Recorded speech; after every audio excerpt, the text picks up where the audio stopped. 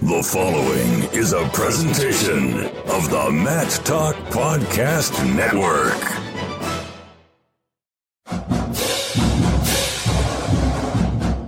It's time for Inside Virginia Tech Wrestling.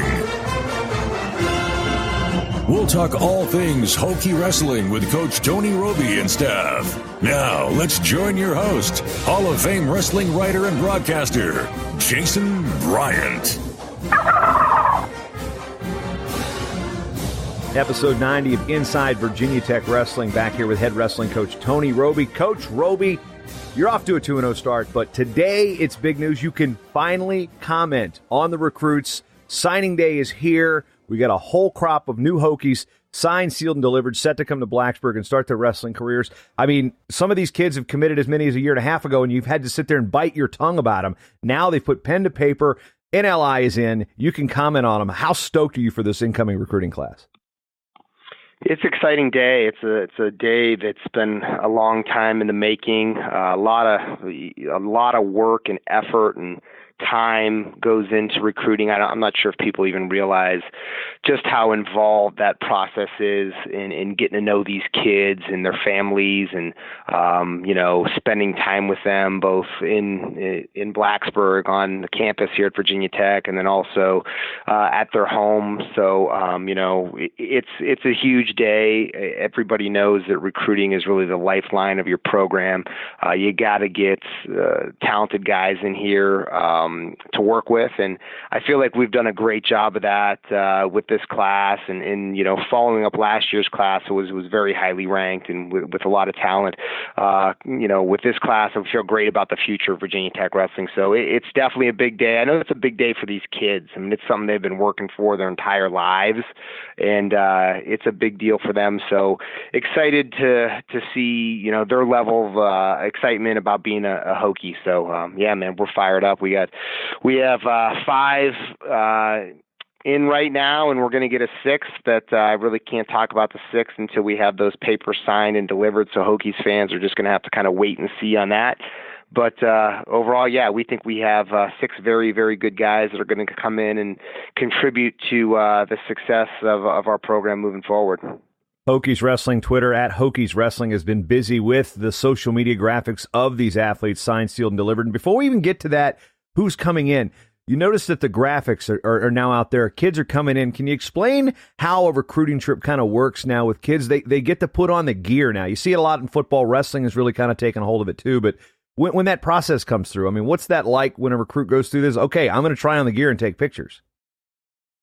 Well, I'd say, it happens on their official visit weekend typically. We always bring kids down on football weekends for official visits and try to get them on campus around lunchtime on Friday. And it's a pretty involved and busy weekend. We do, pretty thorough campus tours, facility tours, academic meetings with our academic support over here in the athletic department, and then also a lot of times with their major of interest, we try to have them sit down with somebody in that field. And then, the pictures have become a big part of it, and these kids love putting on the singlets. We have a guy named Dave Nagel, our athletic department photographer, that does all of that for us. He does a fantastic job, and I think it's cool for the kids, and then it also gives you some high-resolution photographs where you can create some graphics for these guys, hopefully when they commit, and it's just what it's evolved to nowadays. You see it kind of start with football, like you mentioned, and it slowly trickles down into all the other sports, and that's kind of where we're at. Graphics and pictures and digital imagery is the world we live in nowadays. What was the first year you were a coach recruiting? What was the technology you had at your disposal? Email, and that was really it. Yeah, you couldn't do graphics. You couldn't. I mean, that was the only. You could call them obviously on the phone. I think I was just just starting to get a cell phone when I graduated college and started coaching, so back in the late 90s. But yeah, that was really it. You couldn't text message. You could only call kids on the phone once a week. You couldn't recruit them until July 1st going into their senior year. That's now accelerated by almost a year. So there's been tons of changes over the years, and I think most of them are good. I like the fact that it's the longer recruiting process. I think it allows you an opportunity to get to know these kids on a more personal level and get to know their families on a more personal level. I think that helps us, helps develop some trust. But yeah, it's good. I mean, but it has created a lot of work. There's kids that are in this class that I've drove to their house on 3 different occasions to visit with them and their family, and have drove to tournaments to watch them wrestle 3 or 4 times, and it's a lot of time and effort that goes into this thing. One thing that we've seen with the evolution of Hokie wrestling is the fan base and its engagement. And I've referenced the Tech Sideline message board quite a bit here on the show in the past 5 years, but there used to be, again, an Olympic board where wrestling was in there. Now there's a wrestling-specific board, and now Hokie Nation is really following the recruiting and making looking at guys going, well, he's so-and-so, he went to this high school with this Hokie, maybe we get a chance to get him. There's a real engagement with the fan base on wrestling recruiting, and it permeates through the message boards. It's all over Twitter. That's kind of a sign that, a program's arrival on the national stages. You've got your own fan base talking about recruiting kids that are years away. Usually you'd only see that in big-time power football, which Virginia Tech's been accustomed to. But now you've got a fan base that's really keying into every single kid that you guys are eyeing. Definitely. I think it gets them excited about the future. It allows them to kind of prognosticate and make some assumptions on what's, a lot of times they're probably not right in a lot of those cases. But it is a cool thing as a fan to follow. It creates a lot of interest. I think it gives them something year round to kind of hold on to and dissect because recruiting never ends, and it gives them something to talk about in the off season of wrestling. So it's grown that way a lot in that sense. I think social media and just, what these kids post on social media and who they're following and who's following them, it creates, a lot of dialogue, I guess, and a lot of interest, and allows people to, again, try to play detective and try to figure out what's going on with recruiting. So it's pretty cool. I think it's cool for our fans, and I think the success of our recruiting has probably helped that as well. All right, of the 5 you can discuss, you've got 3 from PA, 1 from New Jersey, and we start out with the Virginia kid, Sam Fisher, Fauquier High School, really good wrestling program up there. I've seen him for years back in my days, and they've had a pretty good tradition of putting out good kids. This kid was the first All-American in their school's history. Now he's an in-state kid going to Virginia Tech. What was it like going through the process with him? Well, I feel like I've known Sam and his dad for a long time. Sam's been coming to our camps down here at Virginia Tech forever. His dad grew up in central Pennsylvania. He's about my age. He wrestled at Penn State. So I've known Doug, his father, who's also his high school coach for many, many years. So that relationship, I think, was built a long time ago, at least on a casual level. And, we're fortunate to be able to have Sam on campus a lot through RTC workouts and then through camps, and just his, proximity being so close. He was down here a lot. So it was good. We were pretty sold on Sam just in terms of his work ethic. I've seen him work. I've seen him practice. He's a high effort, high intensity, high output guy, and he scores a lot of points and he attacks a lot, and he works really, really hard. So I think he's got a lot of the ingredients it's going to take to be great at the Division I level. He wrestled the Hokie Open freshman sophomore division last year, got to the finals, took second as a junior in high school. Says a lot about him and where he's at. And he's just one of those guys that's been really knocking on the door for the last year or so in terms of breaking out on the national level, and has lost a lot of really close matches to some real very highly ranked opponents. In a lot of cases, matches where I feel like he out-wrestled the guy. So I think, with Sam, there's a lot to work with, and it's going to be a matter of just cleaning some things up, I feel like. But, we always talk about getting the best kids in Virginia, and Sam, in my opinion, is the best kid in Virginia this year coming out. So we're fired up. He's going to probably be a 184-pounder, which is going to be an area of need for us here in the relatively near future.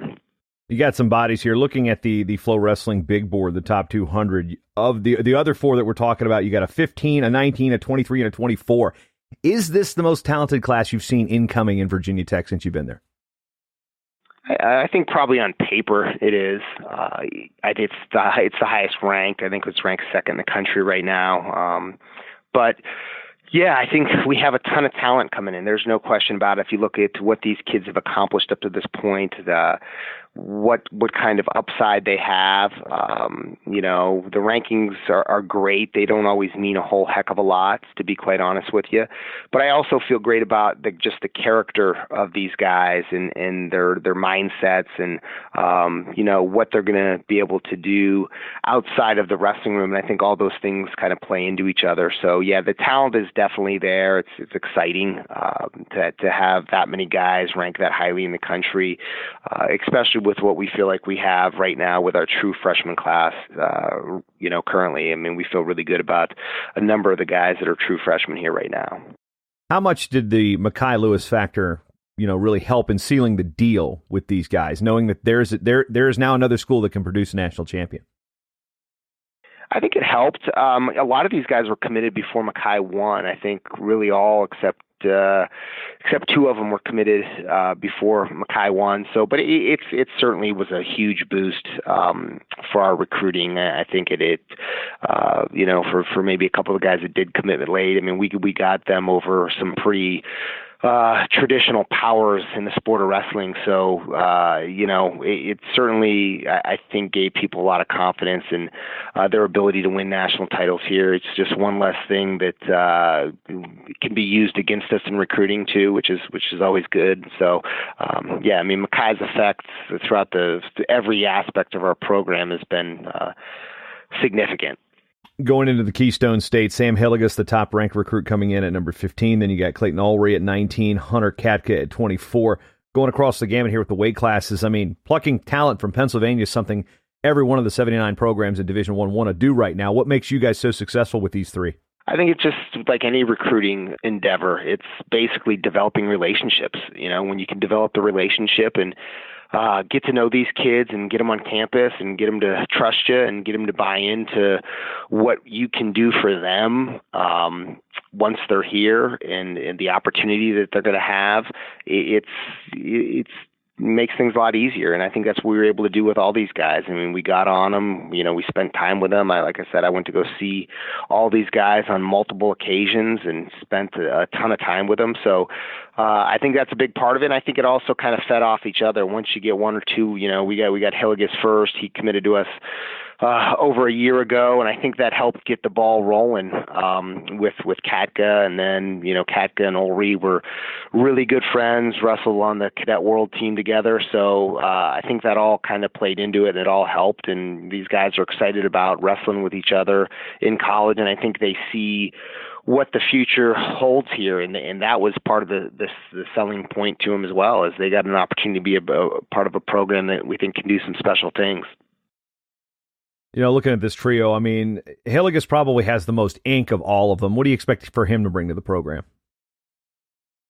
Sam is, he's a great folk style wrestler. He's still, I think, figuring freestyle out a little bit. His style is maybe not as conducive to freestyle as his folk style, but from the top position, I think he's as good as anybody in the country. He's elite from the top position. He can, not only ride, but he turns and he pins a lot of guys, which for a college wrestling coach, that's huge. I mean, look at this weekend, and we'll get into it later, but Mitch Moore getting a pin at 141 really basically won that dual meet for us. So trying to find guys that can score bonus points, that can score pins at the NCAA tournament are worth 2 points additional. So that's a big deal. That's something I'm excited about. But he's been winning his whole life. He's won state titles, national titles. He's won the Pennsylvania AAA states as a freshman and a sophomore. Was third last year and lost a tight match to a really good kid. But he's just used to winning, and I think he's wrestled really good competition his whole life. He knows how to beat good guys. So Sam's a guy that I think can step in and likely will redshirt, but has an opportunity to compete at a high level right away out of the gates.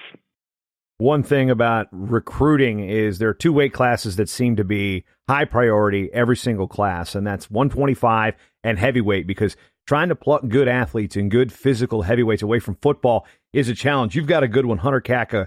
I mean, and he's got a good room, a good tradition ahead of him there at heavyweight. Yeah, we were Hunter, somebody we worked really hard on.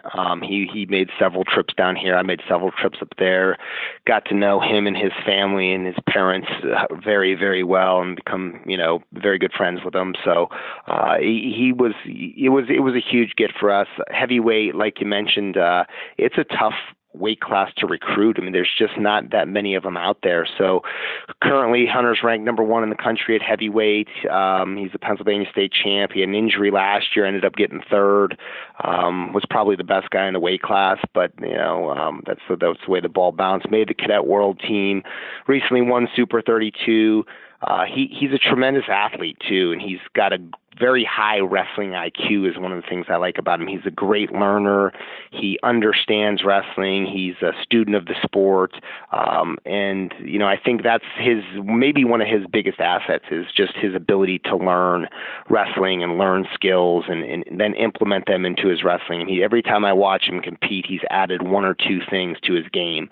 So that's a big deal. It's kind of like what David McFadden is able to do, and that's part of what makes David so successful. But Hunter was a big part of this class. Like I said, finding heavyweights is never an easy thing. So when you have an opportunity to get somebody that you think has an opportunity to be not only a good heavyweight but an elite heavyweight, it's something that you have to really jump on top of. 174, you got Clayton Ulrey. That's where he's projected. In a weight class again where development at Virginia Tech has been pretty good. Yeah, Clayton's likely a 65, to be honest with you. He's pretty short.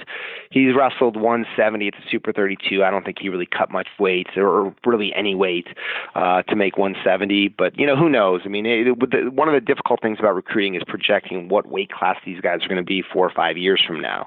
But kind of see Clayton more as a 65-pounder. Love his motor, love his style of wrestling. He's a lefty, shoots a great lefty high crotch. He attacks and attacks and attacks. I mean, if you get online and watch some film of him, Hokie fans will be excited this guy's style of wrestling. He's going to go out there and he's going to try to beat guys bad, and he's going to go out and get to their legs and try to score 6, 7, 8 takedowns a match. And for me personally, I really like that style. I like guys that can get to the legs. I like guys that can score takedowns.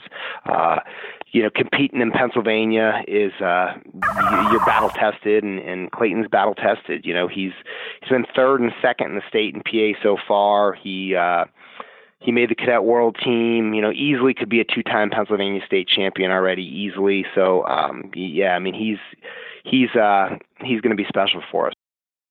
Now we head into the great state of New Jersey, where the argument is always eternal, whether it's Taylor Hammer pork roll. Eddie Ventresca coming in 125 again. One of those weights that you say you don't know where these guys are going to be 2-3 years, and another weight again where you're looking for 25-pounders because you never know how big they're going to get once they hit that wonderful food that they have at Virginia Tech. So what's your perspectives on Mr. Ventresca from New Jersey? I think Eddie's going to be a 25. I think he's a lifetime 25-pounder. He's a pretty mature kid for his age. Tremendous athlete. He's never wrestled year-round. He's a great baseball player. I mean, he was getting recruited by some lower level Division I baseball schools, and it's kind of crazy because he's really short. He's probably 5'3" or something. So, but he's a great athlete, man. The kid can move. He's got great feet. He's explosive. Wrestling wise, he's got the ability to score a lot of points. He's great in the top position. He can tilt. He can throw a leg in. Great leg attack. So again, from a style standpoint, I like the style of wrestling that he brings to the table. I like the fact that we can add to his wrestling, I feel like, just because he's got so much athletic ability. Well, that wraps up the 5 that we're going to get NLIs on. Of course, you said there's a 6 kind of waiting out there. But again, the process, you went back and said this is a big day for the kids. While this isn't directly related to wrestling, it is exciting for an NLI. My next door neighbor, she's a college soccer player, or she will be a college soccer player. Her family has been buzzing all week about getting to sign that NLI. A senior in high school, I've seen her come up since, the club soccer when we moved into this house when she was 12. Now she's getting ready to go to college. So this is a big deal. I mean, the parents don't, and fans don't undersell this moment for these kids because she's signing to go to Upper Iowa in Division II in women's soccer, and it's a huge moment for that house. I mean, there's Peacock stuff all over the house. It's crazy. So I can only imagine what it's like for these athletes and getting to go, Division I in wrestling in a sport we love so much. But, maybe let's go back in time. What was your NLI moment like, Tony? Oh gosh, I can't hardly remember. There's not a lot of hoopla behind it. I can promise you that much. I think I signed a book scholarship to go to Edinburgh, so it wasn't. It was good. It was exciting, I guess. I was grateful to have an opportunity to go wrestle, but. Oh man, yeah. So you had to go what? Go down to did you fax it from which post office did you fax the NLI to? I think you had to mail it back in those days. Oh my goodness, yeah. So yeah, I signed him where I lived with my dad. We lived in like this 2-bedroom apartment above a beer distributor, and sounds like heaven to me. You were a high school kid, so yeah. But I do remember signing it. I actually do, sitting at the living room table and signing it and sending it back in. So nowadays the kids sign it and they text us a picture of it and we send it to our compliance office and it gets approved. So the process is definitely streamlined a little bit. Now moving into this season, coming up a 2-0 last couple weeks. You opened up with the number 9 win over Missouri, 29-10 at Castle, and then a 21-18 win over number 21 Northwestern at Matt on the Mound, even though technically it was kind of closer to a home plate. Missouri overall, it's kind of in the distance now. We previewed that pretty good. I want to talk Northwestern. I want to talk about the promotion here of Matt on the Mound. It seemed like the unseasonably cold temperatures that are hitting a lot of the country did not hit Blacksburg. It was like the wrestling gods again said, "Oh, outdoor duel, we've got you. 3,000 people, come out and check this thing out." What were your impressions of the actual atmosphere versus the actual? We'll get to the performance here in a second, but just the feeling of what was it like to wrestle in that environment? It was really cool. I think the feedback that we got from the guys on our team, from the Northwestern staff, the Northwestern wrestlers, is that they really enjoyed it. It's unique for sure. But like you said, we couldn't have asked for things to come together better than they did. The weather was amazing. I mean, it was 60 plus degrees, and down on that baseball field and on that turf, that synthetic grass, it's got the ground up rubber pellets in there. It just kind of sucks in the heat and the sunlight. So it felt like it was 65 degrees. I had to put some sunscreen on my head actually, so I didn't get burnt. But weather was great. We had an awesome crowd. There wasn't an empty seat in the house. There was nearly 3,000 people there. I think it came off great. Our marketing staff and our production staff did a great job, just adding, a few little things to help enhance the entertainment value. So we couldn't ask for more, really, to be honest. Yeah, and even the optics look good. I was watching it on the ESPN stream, and shout out to Evan Hughes and Daryl Weber for doing a great job on the broadcast there. Plus, it's nice to have a guy like Daryl in the area. It's like, oh, you're an NCAA champ. Yeah, you want to help us out with the broadcast here? This is going to be a good insight. Yeah, and he does a good job, too. I mean, not only does he know wrestling, but he communicates it really well. So we're fortunate, and Evan Hughes is fantastic. So your Hokie vision here at Virginia Tech has really upped their game in terms of the quality of the broadcast, and I think learning some things over the course of the last couple of years, and from camera angles to making sure that we have the right team in there announcing. It's good. They do a professional job, and I think they're pretty non-biased in their approach. So we appreciate both Evan and Daryl's efforts for jumping on there and taking the time to do it. We look about that duel. In your post-match, you had said there's a couple weight classes where the Hokies were better than they showed. 3 of those, you gave up bonus at 133, 149, and 157. Going into Ohio State this Sunday, November 17th, at their new facility, they're coming off a big win over Stanford as they opened up that place. What adjustments need to be made from the Northwestern duel to Ohio State, where you don't want to give up bonus points in those situations? I mean, that goes without saying. Of course. I think some of it's technical. Some of it is experience, and some of it is effort. So, I think it's pretty easy if you watch those matches to determine, what is what, and even preparation in one case has to get better. So, I think we have some guys doing some great things right now, and even some guy, Colin Girardi was probably outmatched a little bit against Sebastian Rivera. Rivera's obviously one of the best guys in the country. He was the number one seed at 125 pounds. The guy's, he's got the right kind of mindset and the way he approaches competing. At 57, Deacon kind of in the same boat there. I do think BC is capable of wrestling him closer and better, and BC wants to make the next step to becoming an All-American. Those are the guys that he needs to be in a dogfight with, and I know he's one of the best guys in the country, but we can't be giving up major decisions against guys like that. So that we got to start closing that gap.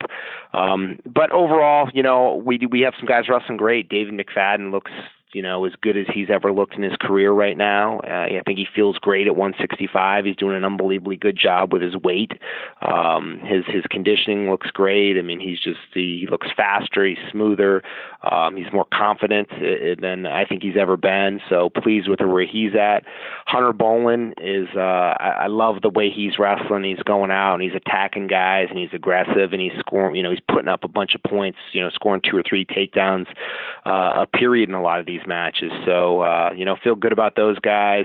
John Borst, I feel like, is making some progress, mentally and physically. He's got a lot of tools. He's got some really nice leg attacks for a guy his size. And, I feel like he's made a huge jump from a year ago when I watched him compete a little bit last year. He's a little bit of an undersized heavyweight. I think he's gotten bigger and stronger and, is able to handle that size a little bit better. But, man, it's some good, some bad. I think that's kind of the way it always is, after you wrestle a good opponent. Looking at the lineup, 6 starters from the state of Virginia. I do want to focus on 184, though. Hunter Boland, I look at this guy, the points he's putting up, and then just blitzing a guy like Jack Jessen, who came out of high school with super high credentials, now in his second-year Division I wrestling.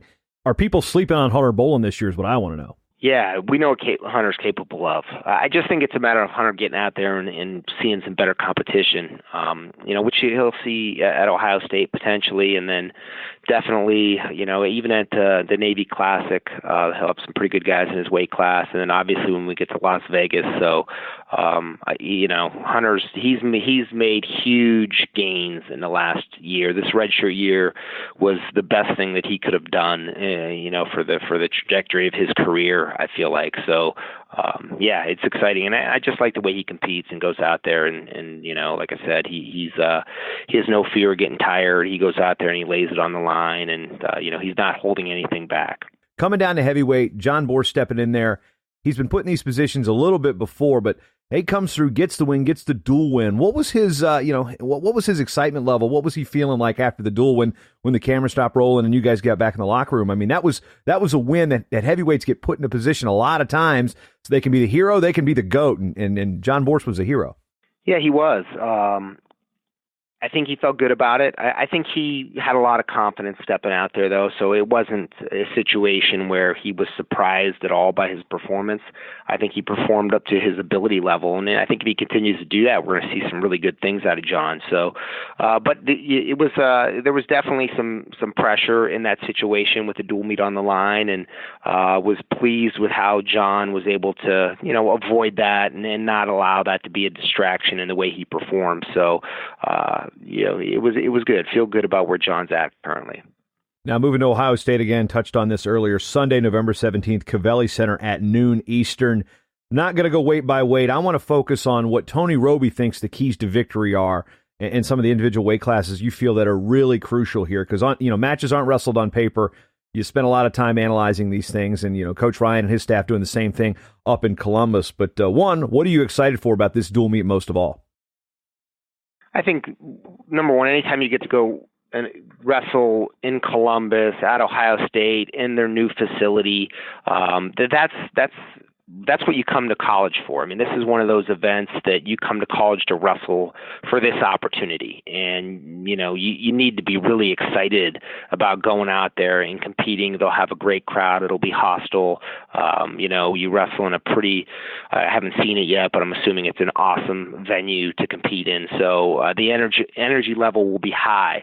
And I'm interested to see how we handle that. We have a pretty young team, a lot of guys that haven't been in these situations that frequently throughout the course of their career. So, how we handle that, I think will determine how we perform. You look at their lineup and you look at our lineup, we both have a lot of new faces in there and some young guys, and Ohio State definitely is kind of in the same boat. So I think there's some unknowns, and there's some guys that are in their lineup that I don't know a whole heck of a lot about, other than maybe watching a match or two on film of them. 125 is a true sophomore, 133 is a redshirt freshman, so they're really young there. Obviously, 41's been around for a long time. We recruited that kid really hard, so I know him well. 49 is a very talented kid, but also is a redshirt freshman.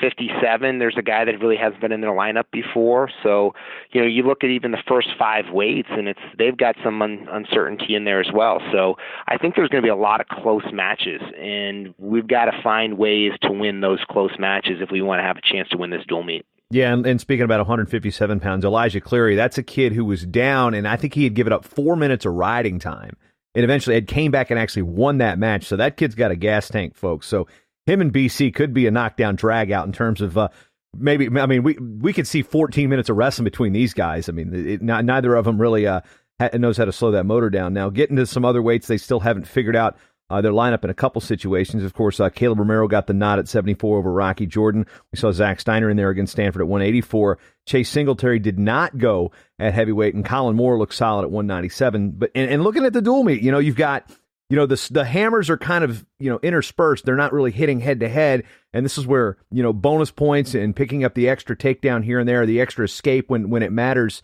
can lead to, a win or a loss in the dual meet. And I guess it's kind of, over expectant in some ways to say, yeah, you got to go into a Big Ten school's house and expect to get bonus points. But what's the mindset there in those matches where, Virginia Tech would be favored on paper? I think every point we learned this last year. We lost 2 matches on criteria. Lost a lot of close dual meets last year.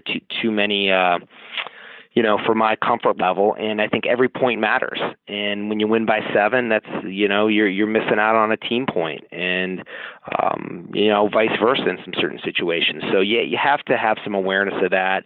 But the goal is always to go out there and score as many points as you possibly can. And I think if we do that and we go out and we just focus on performing to the best of our ability, hopefully those things will fall into place for us. But yeah, I mean, in order for us to go in there and get a W, our margin for error is almost 0, and we're going to have to win some matches that maybe on paper we're not supposed to win. But again, it's so early in a lot of these guys' careers that are stepping on the mat. A lot of these rankings, in my opinion, don't mean a whole heck of a lot. We'll know more about their young guys and more about our young guys, Sunday at about 4:00.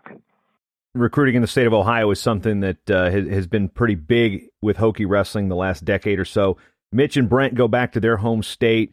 Mitch Moore's kind of been an emotional fire plug for this program. I actually thought the home run after he got the fall against Northwestern, I thought that was pretty cool. I mean, people could say what they want about a post-match celebration. I guarantee I've never seen look at him go, it's gone. That was pretty cool. But, the Moore brothers coming in, I mean, any added nerves, do you think, on their end? Or how are you going to try to combat that to go in? Or are they going to be amped up to wrestle in their home state? I talked to Mitch a little bit about it yesterday. I know he was really fired up. They both have, they've got tough matches and they got their work cut out for them. Pletcher's ranked number 1 in the country currently. Sasso at 149 might be the best guy in the country. I know he's ranked in the top 5 right now. So they've got big matches. Excited to see, how how they step up. Brent's definitely got to turn some things around from his first two performances, I think, in his preparation leading up to the match.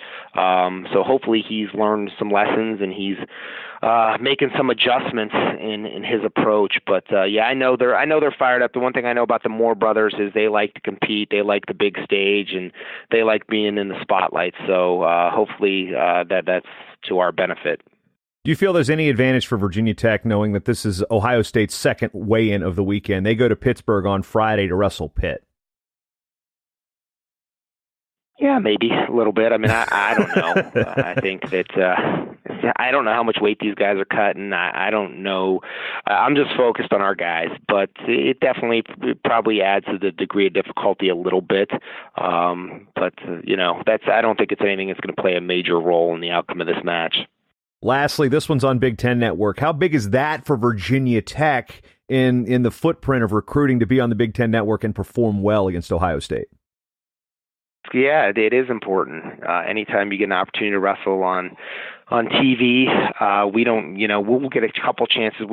That'll happen for us twice in dual meets where we're on TV against North Carolina and then against North Carolina State this year. So having an opportunity to do it on the Big Ten Network as well it's pretty cool. It's pretty cool for our program. It's an opportunity for us to showcase, hopefully in a positive way, what we're all about, and to a lot of people that ordinarily don't get to have any exposure to Virginia Tech wrestling. So yeah, it's pretty. I think it says a lot about where wrestling is currently, and how our sport is growing and the popularity of it right now, and how much people are consuming it.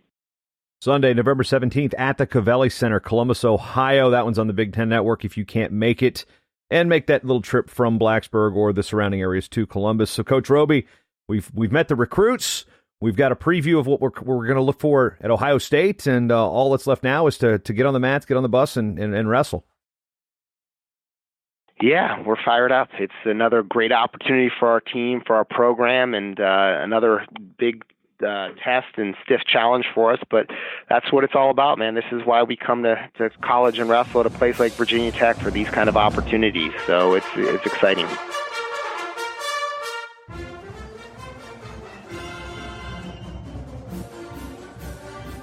Hokie fans, listen to Inside Virginia Tech Wrestling anywhere you go by subscribing on Apple Podcasts. Go to InsideVirginiaTechWrestling.com/iTunes, or you can get the exclusive Android or iOS apps by going to InsideVirginiaTechWrestling.com.